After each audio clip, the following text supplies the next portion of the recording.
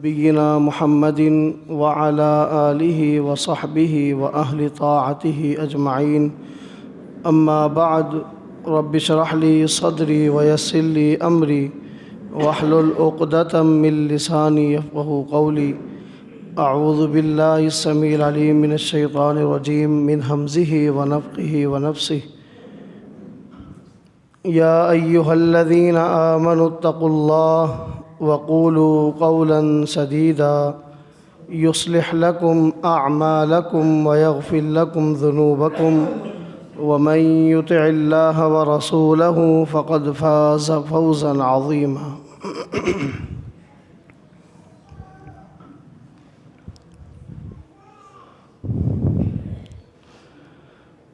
جامع ترمذی کی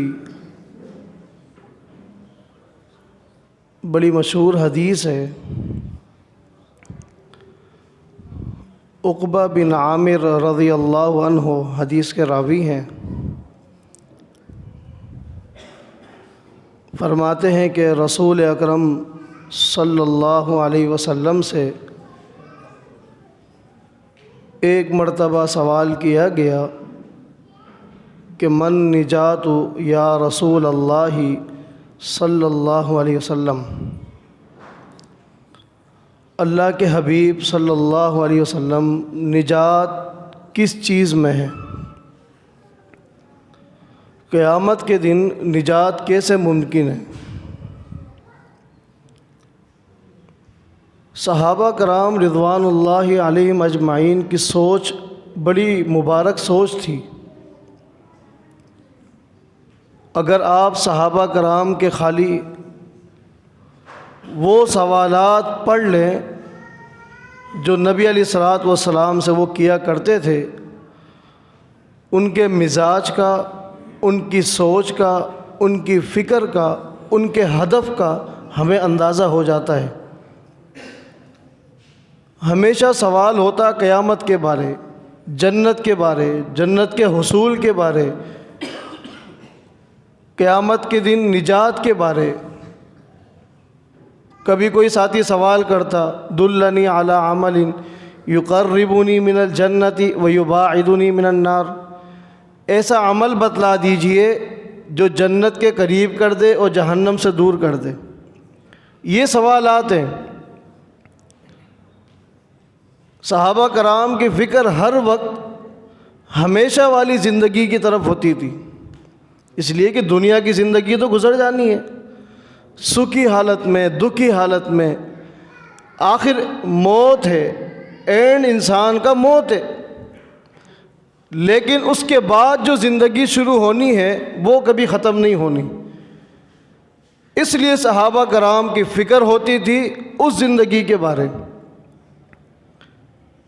کبھی کسی صحابی سے آپ کو یہ سوال نہیں ملے گا ایسا وظیفہ بتا دیں جس سے روزی میں برکت ہو جائے، ایسا وظیفہ بتا دیں عمر میں برکت ہو جائے. فکر ہے ہر وقت ایسا عمل بتلا دیں قیامت کے دن نجات مل جائے، جنت میں داخلے کا سبب بن جائے.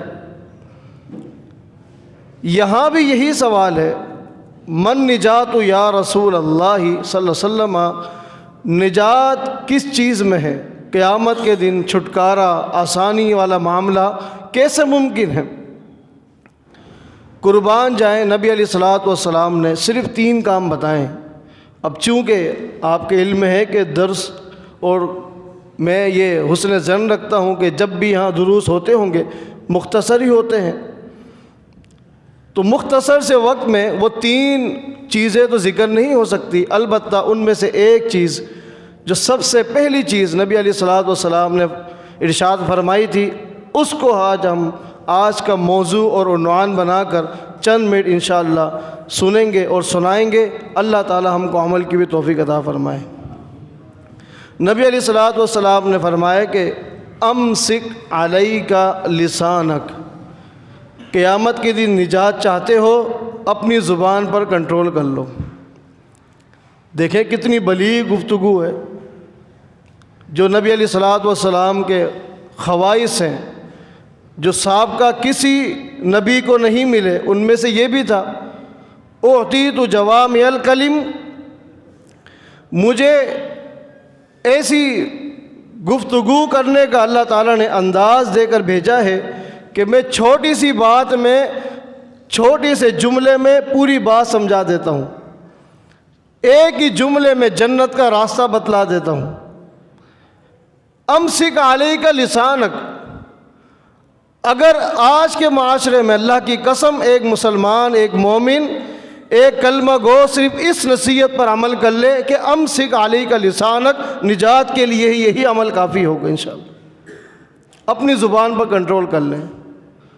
زبان اس لیے کہ سب سے زیادہ گناہ اسی زبان سے ہوتے ہیں، سب سے زیادہ گناہ، جھوٹ اسی زبان سے، غیبت اسی زبان سے، چغل خوری اسی زبان سے، دوستوں کی برائیاں اسی زبان سے، بہتان بازیاں اسی زبان سے۔ اس لیے فرمایا کہ اپنی زبان پر تو کنٹرول کر لے، نجات پا جائے گا۔ اور یہ بہت مشکل کام ہے، اتنا آسان کام نہیں ہے، کیونکہ جنت کے راستے تو کھڈے والے راستے ہیں، مشکلات والے راستے ہیں، جہنم والے راستے ہیں جو آسانیوں والے ہیں، اتنا آسان کام نہیں ہے۔ ایک صحابی ہیں حارث بن ہشام رضی اللہ عنہ، تمام صحابہ کرام میں سب سے کم گو، سب سے کم بات چیت کرنے والے یہی صحابی تھے، حارث بن ہشام رضی اللہ عنہ۔ ایک دن آ کر پوچھتے ہیں ایسا عمل بتا دیں کہ قیامت کے دن نجات ہو جائے۔ نبی علیہ السلام نے یہی فرمایا، امسک علیک لسانک، اپنی زبان پر کنٹرول کر لے تو کامیاب ہے۔ وہ دل میں سوچتے ہیں کہ کامیابی تو بڑی آسان ہے، اس لیے کہ مجھے تو ویسے بھی بولنے کا شوق نہیں، مجھے تو ویسے بھی شوق نہیں، میرے لیے تو بڑا آسان کام ہے یہ۔ کہتے ہیں میں خوش ہو گیا، اس کے بعد اپنی زبان پر میں نے کنٹرول شروع کیا تو پتہ چلا کہ سب سے مشکل کام یہی ہے۔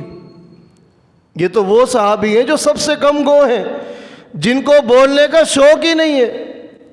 سب سے مشکل کام، اور ہے بھی ضروری، ہے ضروری، ورنہ اعمال برباد ہیں۔ نبی علیہ الصلوۃ والسلام کا فرمان ہے، ان الرجل لیعمل اعمالا حتی لا تکون بینہ وبین الجنت الا شبرا۔ ایک شخص دنیا میں اعمال کرتا ہے، نیکیاں، نمازیں، روزے، حج، زکوٰۃ، ہر نیکی کا کام اس کے کھاتے میں، حتیٰ کہ اتنی نیکیاں جمع ہو جاتی ہیں کہ جنت کے قریب پہنچ جاتا ہے۔ کتنا قریب؟ جنت اور اس کے درمیان ایک بالش کا فاصلہ ہوتا ہے۔ کتنی نیکیاں، کتنی محنت کی ہوگی۔ اس کے بعد نبی علیہ السلام فرماتے ہیں اس کی زبان سے ایک جملہ غیر شرعی ادا ہو جاتا ہے، ایک جملہ ادا ہونے کی وجہ سے اللہ تعالیٰ اس کو جہنم میں 70,000 سال کی گہرائی کے مسافت جہنم میں پھینک دیتا ہے۔ جملہ ایک ہے۔ یہ کس سے ادا ہوتا ہے؟ اگر زبان پہ کنٹرول ہو جائے کتنے بڑے گناہ سے ہم بچ جائیں گے۔ میں کہتا ہوں اگر ہم دوسری طرف نہ جائیں، غیبت، بہتان، چغل خوری، الزام تراشی، ہم یہ دیکھ لیں کہ ہمارے معاشرے میں جھوٹ کتنا عام ہے۔ اس لیے کہ نبی علیہ الصلوۃ والسلام سے پوچھا گیا تھا، اللہ کے رسول صلی اللہ علیہ وسلم، ایک مومن چور ہو سکتا ہے؟ ایک بہت بڑا گناہ ہے چوری، اس کی سزا بتائی گئی ہے، اس کے ہاتھ کاٹ دیے جائیں۔ فرمایا کہ جی ہاں، ہے تو بہت بڑا گناہ لیکن مومن کر سکتا ہے۔ اچھا، ایک مومن زانی ہو سکتا ہے؟ کتنا بڑا گناہ ہے، اس کی بھی سزا ہے، کوڑے یا سنسار؟ فرمایا جی ہاں ہو سکتا ہے۔ مومن چور ہو سکتا ہے، مومن زانی ہو سکتا ہے۔ اللہ کے رسول صلی اللہ علیہ وسلم یہ بتلائیں ایک مومن جھوٹا ہو سکتا ہے؟ نبی علیہ السلام نے فرمایا کہ نہیں، مومن ہو اور جھوٹا ہو، یہ دو چیزیں ایک انسان میں نہیں ہو سکتی۔ اگر ایمان ہے تو جھوٹ نہیں، جھوٹ ہے تو ایمان نہیں ہوگا۔ اور قربان جائے جماعت صحابہ رضوان اللہ علیہم اجمعین جھوٹ کو اپنے اوپر کس قدر عیب اور دھبا سمجھا کرتے تھے۔ جھوٹ ہو اور وہ مسلمان ہو، اس لیے کہ ان کی تربیت کرنے والے خود محمد الرسول اللہ صلی اللہ علیہ وسلم جھوٹ کو عیب اور دھبا سمجھتے تھے۔ ایک صحابی ہیں زید بن ارقم رضی اللہ عنہ، بڑے مشہور صحابی ہیں۔ ایک دن نبی علیہ الصلوۃ والسلام کی خدمت میں حاضر ہوئے اور آ کر عرض کرتے ہیں کہ اللہ کے رسول صلی اللہ علیہ وسلم، میں نے اپنے کانوں سے یہ بات سنی ہے کہ رئیس المنافقین عبداللہ بن ابی اپنے چیلوں سے کہہ رہا تھا کہ لا تنفقوا علی من عند رسول اللہ حتی ينفضوا۔ وہ منافقین کو کہہ رہا تھا کہ یہ صحابہ کرام جو مہاجرین ہیں، مکہ سے آئے ہیں، ان پر خرچ کرنا چھوڑ دو۔ وہ آئے مدینہ میں، کوئی کس کا بھائی بن گیا، کسی نے آدھی جائیداد دے دی، کسی نے بیوی بھی دے دی۔ لا تنفقوا، ان کے ساتھ ہمدردیاں بند کر دو، یہ بھگوڑے اپنے وطن مکہ دوبارہ بھاگ جائیں گے، نعوذ باللہ من ذالک۔ یہ بات میں نے خود سنی ہے۔ نبی علیہ الصلوۃ والسلام نے عبداللہ بن ابی کو بلا لیا، آپ نے یہ بات کہی ہے، فحلف وجحد، حدیث میں آتا ہے اس نے قسمیں کھانا شروع کر دی۔ قسمیں، اللہ کی قسم میرے تو کان آنکھ کو خبر تک نہیں، میں اپنے بھائیوں کے بارے، انہوں نے تو قربانیاں دی ہیں، اپنے وطن چھوڑا، اپنی جائیدادیں چھوڑی، اپنا گھر کنبہ قبیلہ خاندان چھوڑا، میں ان کے بارے کہوں؟ اللہ کی قسم میں نے تو یہ بات کہی نہیں۔ ایک حدیث میں آتا ہے کہ اپنے چیلوں کو لے کر آ گیا کہ آپ ان سے پوچھیں، وہ بھی منافقین تھے، وہ بھی قسمیں کھانے لگ گئے کہ نہیں اللہ کے رسول صلی اللہ علیہ وسلم، عبداللہ نے کوئی ایسی بات نہیں کہی، زید نے جھوٹ بولا ہے، زید نے جھوٹ بولا ہے۔ اللہ اکبر۔ نبی علیہ السلام فرماتے ہیں زید اب میں کیا کروں؟ اس لیے کہ اندر کی بات میرے علم میں نہیں ہے، میں تو عالم الغیب نہیں ہوں، عالم الغیب تو اکیلے اللہ کی ذات ہے، میں فیصلہ کرتا ہوں ظاہر پر، ظاہر یہی ہے کہ آپ نے جھوٹ بولا ہے۔ زید بن ارقم رضی اللہ عنہ، اب گواہ تو کوئی نہیں تھا، جو تھے وہ منافقین تھے، انہوں نے تو گواہی دینی نہیں تھی زید بن ارقم کے حوالے سے۔ حدیث میں آتا ہے وہاں سے اٹھے اور زاروں قطار روتے ہوئے اپنے گھر چلے گئے۔ کیوں رو رہے ہیں؟ اس لیے کہ معاشرے میں پہلی مرتبہ ایک جھوٹ میری طرف منسوب ہو گیا ہے، اگرچہ میں جھوٹا نہیں ہوں، اگرچہ میں نے جھوٹ نہیں بولا، دل مطمئن ہے، آسمانوں پر اللہ گواہ ہے، لیکن زمین پر تو کوئی گواہ نہیں ہے۔ زاروں قطار روتے ہیں، اتنا روتے ہیں کہ حدیث میں آتا ہے اس غم کی وجہ سے ان کی کمر ٹیڑھی ہو گئی۔ کتنا غم لگا ہوگا، خوشی غمی میں آنا چھوڑ دیا۔ اگر کوئی پوچھ لے یار آپ نے جھوٹ بولا ہے، میرا کیا بنے گا؟ بس نماز پڑھتے، مسجد نبوی میں اذان ہوتی، نماز پڑھتے، ذکر اذکار کرتے، گھر چلے جاتے۔ زاروں قطار رو رہے، رو رو کے نڈال ہو گئے، کمر ٹیڑھی ہو گئی۔ ایک جھوٹ، عزیز دوستو، ایک جھوٹ، ذرا میں اپنے گریبان میں جھانکوں، آپ اکیلے بیٹھ کر سوچیں کہ میری زندگی میں کوئی ایک دن ایسا ہے جس دن میں نے جھوٹ نہ بولا ہو، کوئی ایک دن بتلائیں۔ کوئی تاجر ہے، تجارت میں جھوٹ، مزدور ہے، مزدوری میں جھوٹ، کاروبار میں جھوٹ، لین دین میں جھوٹ، کوئی حاکم ہے، حکمرانی میں جھوٹ، بلکہ معذرت کے ساتھ آج کے معاشرے میں تو سیاست، حکمرانی اور سیاست وہی شخص کر سکتا ہے جو سب سے بڑا جھوٹا ہو۔ کامیابی تجارت کے اندر، کاروبار کے اندر اسی شخص کو مل سکتی ہے جو چوٹی کا جھوٹا ہو۔ سچے آدمی کا تو کام ہی نہیں ہے، ہر معاملے میں جھوٹ۔ گھر بیٹھ گئے، غمی خوشی میں جانا چھوڑ دیا۔ اللہ اکبر، زمین پر کوئی گواہ نہیں تھا۔ ایک دن کہتے ہیں میں مسجد نبوی میں نماز پڑھ کر بیٹھا تھا، ذکر و اذکار کر رہا تھا، اچانک فعلہ کا اذنی، میرے کان کو آ کر کسی نے پکڑا۔ جب میں نے دیکھا وضحک فی وجہی، کان پکڑنے والے کا چہرہ خوشی سے مسکرا رہا تھا، مڑ کے دیکھتا ہوں کائنات کے امام محمد الرسول اللہ ہیں، نبی علیہ الصلوۃ والسلام مجھے دیکھ کر مسکرا رہے ہیں، خوش ہو رہے ہیں۔ کہتے ہیں اللہ کی قسم فما کان یسرنی انہ بہا خلدن فی الدنیا، اللہ کے پیغمبر کو خوش دیکھ کر مجھے اتنا خوشی ہوئی، اگر اس کے بدلے مجھے اللہ کی طرف سے یہ اعلان مل جائے کہ زید قیامت تک تو زندہ رہے گا، تیرے اعضاء سالم رہیں گے، ایمان سالم رہے گا، سب سے آخر میں دنیا سے جانے والا تو ہوگا، خوب نیکیوں کے انبار جمع کرے گا، یہ بات بھی مجھے اتنا خوش نہیں کرتی جتنا خوشی مجھے محمد مصطفیٰ کو خوش دیکھ کر ہو گئی صلی اللہ علیہ وسلم۔ اس لیے کہ مجھے دیکھ کر آج آپ مسکرا رہے ہیں اور فرما رہے ہیں، زید اپنے کان کو، میرے کان کو ہلا رہے ہیں، فرماتے ہیں زید ان اللہ صدقک، تیری سچائی کی تصدیق عرش والے رب نے کر دی ہے، تو سچا ہے، یہ جھوٹے ہیں۔ خالی تصدیق نہیں، تصدیق میں اللہ نے جبریل کو بھیج کر قرآن کریم نازل کر دیا ہے۔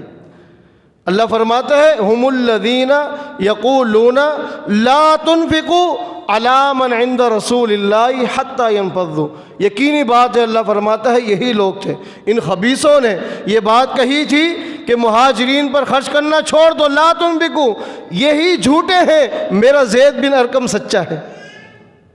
یہ صحابہ کرام ہیں، جھوٹ تو دور کی بات ہے، جھوٹ سے اتنی نفرت تھی۔ صرف اس نقطے کو سمجھیے کہ امسک علیک لسانک، اپنی زبانوں پر کنٹرول کریں۔ من کان یؤمن باللہ والیوم الآخر، نبی علیہ السلام فرماتے جو شخص اللہ اور قیامت کے دن پر یقین رکھتا ہے، نبی علیہ السلام فرماتے ہیں فلیقل خیرا او لیصمت، اگر اس کے پاس کوئی اچھی بات، خیر کی بات ہے تو منہ سے نکالے، او لیصمت، اگر خیر کی بات کوئی نہیں ہے اپنی زبان کو بند رکھے۔ ہنسی مذاق لطیفے سنا کر لوگوں کو خوش کیا جا رہا ہے، وہ سمجھتے ہیں ہم ثواب کما رہے ہیں۔ اپنی زبان پر کنٹرول کیجئے، میری زبان سے کسی مسلمان کو تکلیف نہ پہنچے، اس لیے کہ مسلمان ہے ہی وہ المسلم من سلم المسلمون من لسانہ ویدہ، جس کے ہاتھ سے، جس کے زبان سے مسلمان وہی ہے، اس کی زبان اور ہاتھ سے دوسرے مسلمان کو تکلیف نہ پہنچے۔ اس حدیث کی اگر گہرائی میں جائیں تو پہلے نبی علیہ السلام نے زبان کا ذکر کیا، پھر ہاتھ کا، المسلم من سلم المسلمون من لسانہ ویدہ، اس کی کیا وجہ ہے؟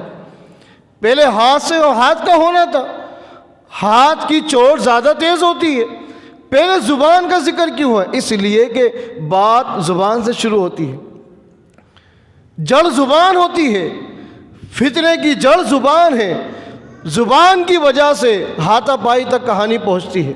اگر زبان بند ہو، کسی نے اگر گالی دی ہے، آپ گالی کا جواب گالی سے نہ دیں، کسی نے برا بلا کہا ہے، آپ اس کو برا بلا نہ کہیں، اللہ کی قسم کبھی بات ہاتھ تک پہنچے ہی نہ۔ لیکن اگر مجھے کسی نے کہا ہے تو مجھ سے بھی بڑا بدمعاش کوئی ہو سکتا ہے۔ زبان کو اپنی کنٹرول میں رکھیں، اللہ کی قسم ہے اگر آپ نے اپنی زبان کو کنٹرول میں نہ رکھا، 7 نمازیں، روزے، حج، نیکیاں، دین کے جتنے بھی امور ہیں آپ کرتے رہے، آپ سے بڑا مفلس کوئی نہیں، یہ وہی مفلس ہے۔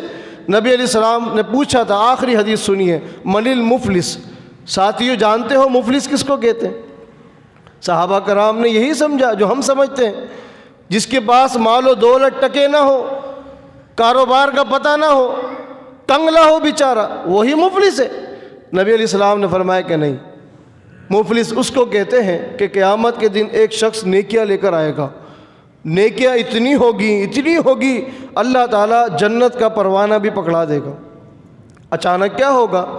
لوگوں کی لائن لگ جائے گی، بڑی مشہور حدیث ہے۔